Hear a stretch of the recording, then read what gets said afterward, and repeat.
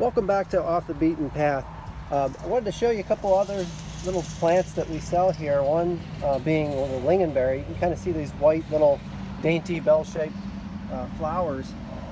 These are lingonberries and they're delicious. Lingonberries have that real sweet tart type flavor. I really enjoy them. If you've been to IKEA, you probably have had something lingonberry related, but as you can see, they sprawl out as like a ground cover over time. This one's I think the second year, and you can kind of see they start small and then they start to have some runners. But these berries are exactly the same flavor as what you have if you had Swedish fish. I mean, obviously they add a lot of sugar to them, but that pleasant kind of berry flavor is the lingonberry. Lingonberries need acidic soil just like blueberries, so they're a pretty good companion plant. But we have these on our website.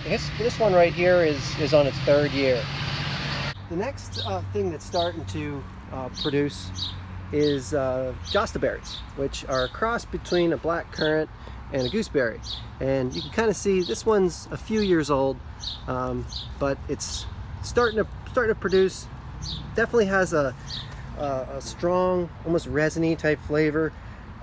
Very pleasant, a lot better than a black currant. But these are actually on our website as well.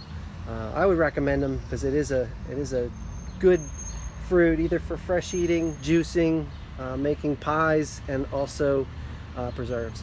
We also have some white and red currants, which are the sweeter currants. This one, they get attacked pretty good. You can see that the birds and stuff are already attacking these. They haven't even turned color yet. But the white varieties are usually the sweetest, followed by the red, the pink actually, and then the red. But this is an easy to grow, kind of likes the dappled sunlight. Easy to grow. Soil conditions can be pretty much anything. Some more currants. These ones I believe are called white imperial. Have a few of these. Really a nice kind of pleasant flavor. I would call them more sweet than tart. Got some reds as well over here, and here's some gooseberries. There's different varieties that we sell called like Hinamaki Red is one. There's a few Pomona. Here's a few other ones. I think this one might be Black Velvet, which is a really sweet, sometimes called a dessert gooseberry. It's a darker one, wins a lot of awards, but I always like to go for the more flavorful gooseberries that I've grown and sort of select for which ones we sell. Favorite looking trees that we sell is called the meddler, which is kind of a forgotten fruit. It was kind of a medieval, very popular in medieval times.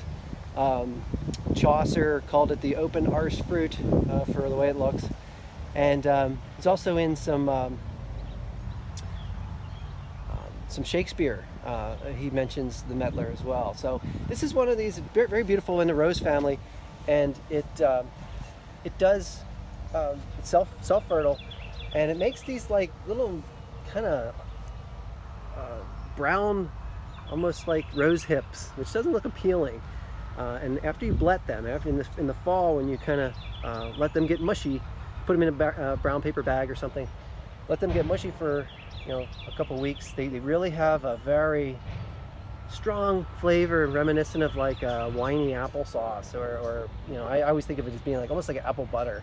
So it's quite good, but it's kind of one of those that you have to be willing to try. But it's a pretty tree just ornamentally, so I think it's definitely growing on me. We have a few of these, but this is a Dutch variety called Braided Giant. And we'll end with the pawpaw. We've got so many different kinds of pawpaws. We've got grafted Peterson varieties and some KSU varieties, which are excellent, a lot which have less than 6% seed content by volume. This one's still in the process of flowering. A lot of these have sort of dropped off.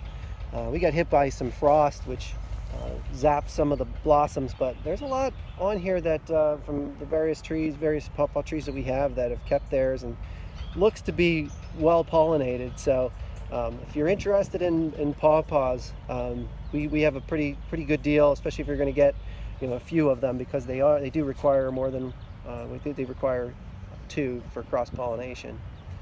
But it's just some of our things in our yard that we grow, our land, and among figs, of course, which will be probably put on the website very shortly, because we have so many varieties. Not very many of each kind, but we're going to put them on probably in a few days. So thank you for watching.